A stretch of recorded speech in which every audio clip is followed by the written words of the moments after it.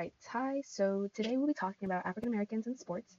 We'll be talking about African American jockeys, the Colored Hockey League, Negro Baseball Leagues, athletes at the Olympics, athletes breaking the color barrier, athletes who advocated for racial equality, Muhammad Ali, Tommy Smith and John Carlos, and Colin Kaepernick. Okay, so to start off, we'll be talking about jockeys. So African American jockeys have been around before and during Reconstruction, often participating in derbies. Black jockeys reflected the advancements during Reconstruction, now having integrated races between races, such as whites and African Americans. This is shown with the Kentucky Derby, with 15 of the first 28 winners being African American. Oftentimes, they would know how to ride by being formerly enslaved or children of enslaved horse trainers. Later, in 1875, Oliver Lewis won the inaugural Kentucky Derby, with William Billy Walker winning 2 years later. Though after Reconstruction, there was a decline in black jockeys, with discrimination and segregation becoming worse, with them almost being completely gone by 1920. Right here we have our very first horse reader, and we see two black jockey riders next to a white jockey rider. This was actually from 1840, so it sees how this has been around for quite some time now, even before Reconstruction. Next, we have the Colored Hockey League. So the Colored Hockey League of the Maritimes, or CHLM, was the first and only all-black men's ice hockey league in Canada. It was created in 1895 in Halifax and Dartmouth, Nova Scotia, with Black Baptist leaders from churches creating 3 teams, which are the Eurekas, the Jubilees, and the Stanleys. They faced many challenges, with anti-black racism being present, examples of this being their limited time or limited access to indoor playing time, often resulting in poor playing conditions. Despite this, the league attracted a large multiracial crowd peaking between 1900 and 1905. We even have these players inventing well-known moves today, with Henry Franklin from the Dartmouth Jubilees introducing the butterfly style for goaltending, and Eddie Martin from the Halifax Eurekas introducing the slap shot. The league began to falter, though, during World War I, but was revived and reorganized in the 1920s. However, it was again disbanded in the 1920s due to racism and economic hardships. But this all goes to show how this league wanted to provide opportunities for social change and to fight for equality within their teams by trying to integrate what was a segregated sport. Now we have the Negro Leagues. So Negro Leagues were mainly created because of the Gentlemen's Agreement, then it was called Organized Baseball, however, or which we know now was just a separation between black and white players between the end of the 19th century to 1946. There were actually 2 attempts to create these teams in the early 20th century, though both attempts fell short. Those 2 attempts were in 1906 with the International League of Independent Baseball Clubs, formed in the Philadelphia area, though it folded after 1 season. Then there was an attempt to have a black major league with teams in Chicago, Louisville, Kentucky, New Orleans, Louisiana, Mobile, Alabama, St. Louis, Missouri, Columbus, Ohio, Kansas City, Missouri, and Kansas City, Kansas. But the league died without even having 1 game played. It wasn't until Rube Foster had created the first viable black league in 1920, who was a manager of the Chicago American Giants. Rube Foster had created the Negro National League, or the NNL. Then the Eastern Color League, ECL, was founded, with them competing in the Negro World Series from 1924 to 1927. Though in 1928, the ECL disbanded due to financial weakness, and the NNL had disbanded in 1931 due to the Great Depression. However, the leagues made a comeback in the following year with much more financial stability. Black baseball actually became a $2 million a year business, with players earning up to $400, much more than the previous $150. Star players could earn more than $1,000, with star player Satchel Paige earning $30,000 to $40,000 a year.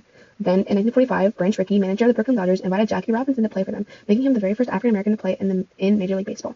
He played his very first game on April 15, 1947, on Ebbets Field with the Brooklyn Dodgers, marking the start to a historic career. Next, we will be talking about athletes in the Olympics. So right here we have Jesse Owens. He went to the Berlin Olympics during 1936, winning 4 medals over 4 events. Owens completely rebuked Hitler's ideology by winning the races, with Hitler refusing to meet or shake hands with him after the games. Despite winning 4 medals for the U.S., refused to acknowledge his accomplishments, with him still facing racism when he got back, and FDR not even inviting him to the White House, despite winning, again, these 4 gold medals.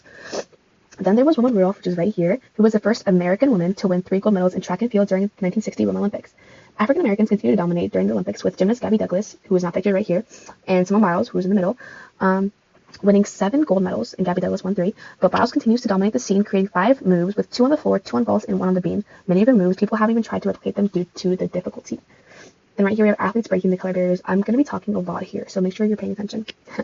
Okay, so we have Marshall Major Taylor right here, who is a cyclist. He participated in a predominantly white sport, often facing racism. He was barred from many competitions and was even attacked during races, but he still continued to cycle. He even accomplished a world champion win in the 1-mile sprint in 1899, making him the first African American to win a world cycling title. Then right here we have Jack Johnson, who was a boxer. He first won the heavyweight title in 1908, and this is extremely significant because up until this point, African Americans had not been given the opportunity to win a title. He was only given this opportunity because of how dominant he was with his other fights. Spectators and promoters viewed the win as a test for racial superiority and looked for a white hero to fight Johnson in 1910. However, Johnson defeated this white hero, which prompted racial riots across the country. Johnson even challenged racial norms by dating a white woman, making him a target. He was convicted in 1913, prompting him to leave the country and not return until 1920 to serve his sentence. Then we have Althea Gibson, who is a tennis player, and we have Arthur Ashe, who's also a tennis player. Starting with Althea Gibson, she was the first African-American woman to compete in the U.S. National Championship, now the U.S. Open, in 1950. Then, in 1956, she won the French Opening, becoming the first black woman to win a Grand Slam title. She went on to win both Wimbledon and the U.S. Open in 1957 and 58, becoming the first black champion for these tournaments as well. She even became a professional golfer, breaking the barriers in a different sport.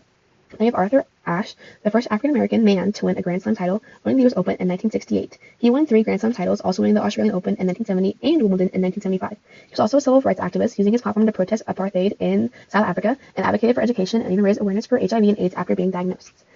Then we have activists for racial equality. We have Muhammad Ali, Colin Kaepernick, and John Carlos, but I will get into these 3 later on. But starting off with Serena Williams right here, she would often call out the double standards in tennis, as she was often fined and penalized for her outfit choices, while others would often get away with it. She also drew attention to the lack of awareness for maternity health for Black women after facing major complications and near death herself after giving birth. Then we have Nick Kyrgios. He actually had a reputation for his fiery temper. However, he commented on how others had a similar temper, but wouldn't be penalized or criticized for challenging these court officials. He's also very open about civil rights, speaking out during the BLM movement and condemning racism in sports. He openly advocates for mental health in athletes, often speaking about his own experiences and urging athletes to care for and prioritize their well-being. Moving on to Muhammad Ali right here on top. Muhammad Ali is a famous boxer, having won the 1960 Olympic heavyweight medal. Then he won again in 1964 against Sonny Liston. After being drafted into the army to fight in Vietnam, he had actually refused to join the army because of religious reasons, but he also made sure to point out the racism in America as well by having said that the real enemy of my people is right here. He was later convicted of draft evasion and sentenced to 5 years, but that was overturned by the SC in 1971. However, he was stripped of his title and was banned from boxing for 4 years. However, that didn't stop Ali, as he reclaimed his title in 1974 in the Rumble in the Jungle versus George Foreman. Then over here we have Tommie Smith and John Carlos, which is our second source reader for today. So during the 1968 Olympics, there was an Olympic Project for Human Rights, which was a proposal, or which proposed for a Black American boycott. They had asked for the banning of South Africa and Rhodesia, who were both predominantly white countries, who took these Black countries under control. And they actually had also asked for Muhammad Ali to have his titles restored. They also asked for the removal of the IOC president, who had actually said anti-Semitic and racist things, and asked for Black coaches to be hired, along with the inclusion of Black members to the U.S. committee, or the U.S. Olympic Committee. However, the boycott fails, but not without a fight, with John Carlos breaking a world record in the 200 meter during the Olympic trials. However, that was revoked due to the spikes that he was wearing, and Lee Evans also breaking the 400 meter world record. Then during the Olympic 200 meter race and medal ceremony, Tommie Smith and John Carlos put up their fists in the Black Power salute wearing black gloves, with Smith's glove being on his right hand signifying the power of Black America, and Carlos's on his left signifying Black unity. This forms an arch of unity and power. They also have their shoes off, wearing black socks, representing Black poverty and racism in America. This right here, Tommie Smith, and then right here is John Carlos, and then right over here we have Australian silver medalist Peter Norman. So he also wore an Olympic Project for Human Rights badge in solidarity with Smith and Carlos, and was also very critical of his own country's policies. However, all 3 of these athletes received a lot of backlash, with the U.S. Olympic Committee apologizing to the IOC and demanding the athletes would leave the Olympic Village. But they also received backlash from back home, mostly coming from unsympathetic hostile white Americans. And despite the criticism of them, this moment is now known as one of the most powerful moments in Olympic history. Then finally we end with Colin Kaepernick, which is our final source reader for today. Right here it portrays him kneeling during the national anthem. And it actually was not the first time that he had done it, but we will get into that later. So in 2012, Colin Kaepernick took over as a starting quarterback for the 49ers, breaking the NFL record for QB rushing yards in a playoff game and barely losing the 47th Super Bowl. However, then in 2016, Kaepernick began sitting during the national anthem to protest police brutality and racial injustice happening in America. But then he later transitioned to kneeling, which NFL players, NBA players, WNBA players, and soccer players ended up joining him as well in this movement, which was kneeling during the national anthem. This includes Jerry Jones, which is the owner of the Cowboys, a majority of the Raiders, and a vast majority of NFL players kneeling in solidarity with him. However, Kaepernick received the most criticism, with him being blacklisted from the NFL when he was dropped from the 49ers in 2017, with no other teams deciding to pick him up despite his major accomplishments. However, this event ended up kickstarting a modern wave of athlete activism, with his kneeling bringing a lot of attention to the BLM movement. And that is all we have today for the, African Americans in sports. Thank you so much.